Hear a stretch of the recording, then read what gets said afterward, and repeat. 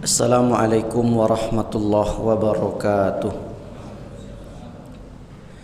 Alhamdulillahi rabbil alamin wal aqibatu lil muttaqin wala udwana illa 'alal zalimin. Asyhadu an la ilaha illallah wahdahu la syarikalah wa asyhadu anna Muhammadan 'abduhu wa rasuluhu la nabiyya ba'dah. Allahumma salli wa sallim ala habibinal Mustafa Muhammad sallallahu alaihi wasallam. Bersyukur kita kepada Allah dengan mengucapkan alhamdulillahi rabbil alamin. Sampai hari ini berkat rahmat dan karunia Allah lah kita dapat hadir di masjid untuk mengerjakan fardu zuhur insyaallah dan melakukan amal ibadah yang lainnya. Mudah-mudahan kita terus diberi kekuatan oleh Allah. Kalau bukan karena kekuatan itu, mungkin kita tak sampai ke masjid ini. Kalau bukan karena kasih sayang Allah, mungkin kita tak akan berada di masjid saat ini. Maka kita patut bersyukur atas semua apa yang Allah berikan kepada kita. Kemudian salawat dan salam tak lupa pula kita kirimkan kepada junjungan alam Nabi besar Muhammad sallallahu alaihi wasallam. Allahumma salli ala Muhammad wa ala ali Muhammad. Assalamu alayka ya Rasulullah, assalamu alayka ya Habiballah. Dalam salah satu riwayat Rasulullah pernah bersabda, "Atakum Ramadhanu." Sungguh telah datang kepada kalian bulan Ramadan. Syahrun mubarakun, bulan yang penuh berkah. Faradallahu azza wa jalla alaikum siyamahu. Allah wajibkan atas kalian berpuasa. Wa tuftahu fihi abwabus sama. Dibukakan atas kalian pintu-pintu langit. Wa tuqlaqu fihi abwabul jahim. Dan ditutupnya pintu-pintu neraka. Wa turaddu maradatus syayatin. Dan para syaitan itu dibelenggu. Lillahi fi, demi Allah kata Rasul, lailatun khairun min alfi syahr. Ada satu malam dalam bulan Ramadan itu lebih baik daripada 1000 bulan. Faman hurima khairaha, siapa yang terhalang untuk mendapatkan kebaikan itu, faqad hurima, sungguh orang yang berugi. Kaum muslimin sedang jamaah salat zuhur yang berbahagia. Berdasarkan hadis ini, bahawa ternyata tak semua orang mendapatkan kebaikan di bulan suci Ramadan. Karena di ujung hadis disebutkan faman hurima khairaha, siapa yang terhalang untuk mendapatkan kebaikan itu, faqad hurima, sungguh ia orang yang merugi. Kenapa manusia terhalang untuk mendapatkan kebaikan? Padahal mereka berpuasa pada siang hari dan qiyam pada malam harinya. Ada beberapa alasan. Dalam hadis disebutkan malam yada qaulaz zur, siapa yang tidak meninggalkan perkataan dusta, wal amala bihi, lalu kemudian berbuat dusta,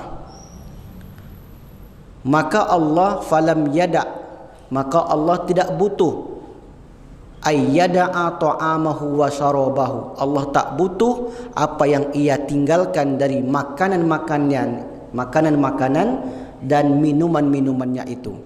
Berdasarkan hadis ini, ada orang yang berpuasa tapi terhalang untuk mendapatkan pahala puasa. Sebab karena mereka masih saja berdusta, masih saja menipu orang, masih saja berbohong.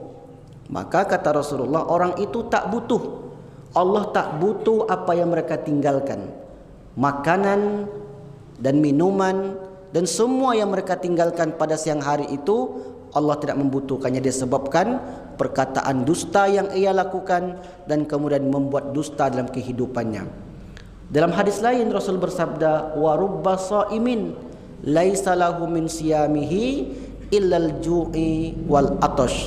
Banyak orang yang berpuasa namun dari puasanya itu tidak mendapatkan apa-apa melainkan rasa haus dan lapar saja. Menahan makan dan minum dari pagi sampai nanti waktu fajar. sampai nanti waktu tenggelam matahari. Seharian penuh. Ada yang puasanya 12 jam, ada yang 15 jam, ada yang 18 jam, tergantung daerahnya. Maka selama itu dia meninggalkan makanan minuman, ternyata tidak diberi pahala oleh Allah Subhanahu wa taala. Dari status puasanya sah apabila syarat dan rukun terpenuhi. Namun dari kualitasnya, karena yang ditengok juga oleh Allah adalah kualitas.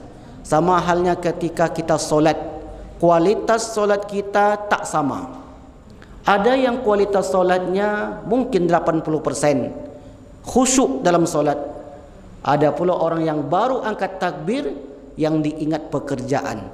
Maka selama itu, selama dia solat, yang diingatnya pekerjaan. Maka kualitas solatnya itu menurun.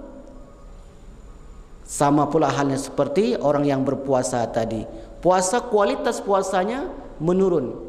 Dalam solat misalnya, seharusnya solat itu mencegah orang dari perbuatan keji dan mungkar. Karena Allah katakan demikian, inna solata tanha anil fahsya'i wal munkar. Sesungguhnya solat itu mencegah orang yang solatnya itu dari perbuatan keji dan mungkar.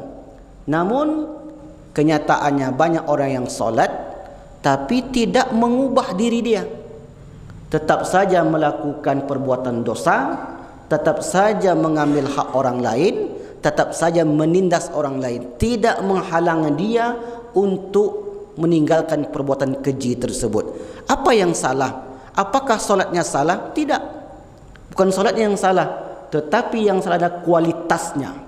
Kualitas solatnya yang itu bermasalah. Orang yang berpuasa, kata Rasulullah, selesai puasa nanti bagaikan bayi yang baru lahir. Kalau puasanya itu kualitasnya tinggi.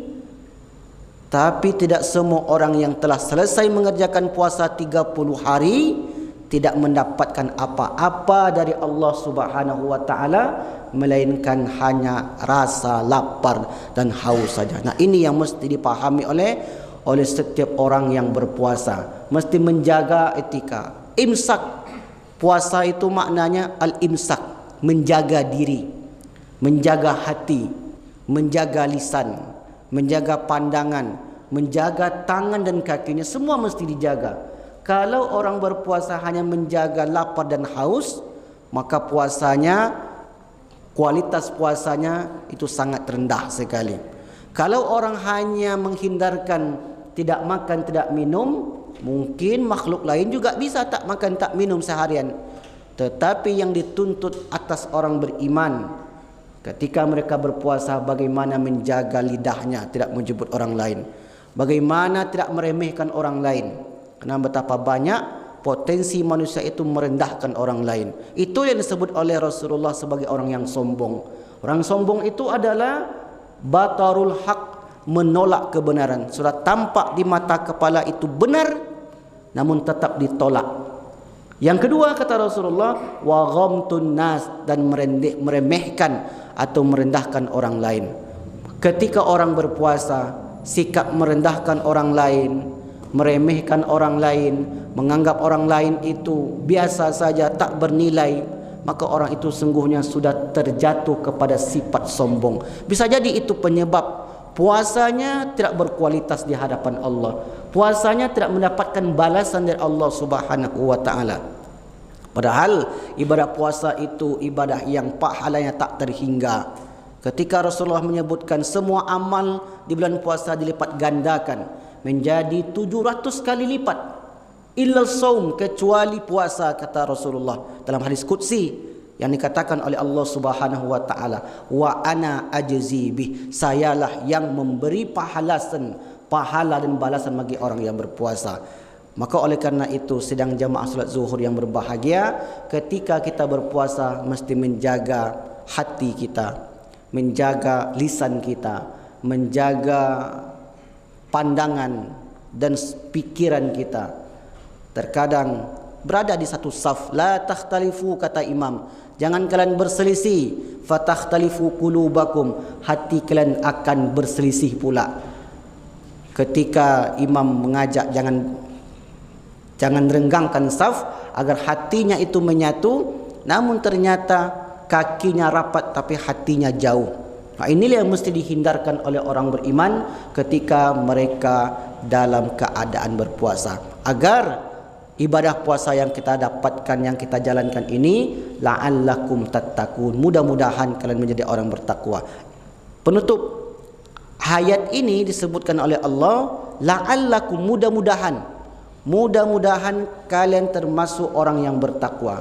Imam Suyuti menafsirkan ayat ini, tidak semua orang yang berpuasa itu menjadi orang yang bertakwa.